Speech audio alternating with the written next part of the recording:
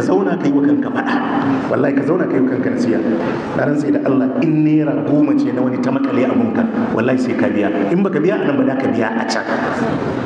Za ka biya ko ba ka biya? Wallahi da ka biya. Wallahi ba abun wani da yake hannunka da zai salwanta, babu. Ko dai ka biya ko ka nemi yafiya. Annabi ya ce, man kanat indahu maslamatin li akihi min shay'in falyatahallalhu minhu al-yawma.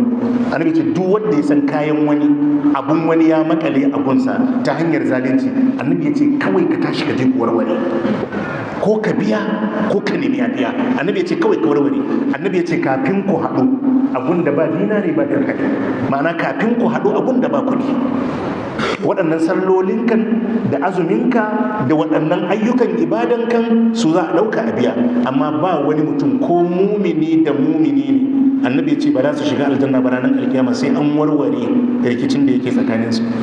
Ba an ɗan samu matsala tsakanin liman da na'ibi ba, to ko da su shiga aljanna sai wannan kashi da kullin sai an warware, an yabi juna kafin a shiga.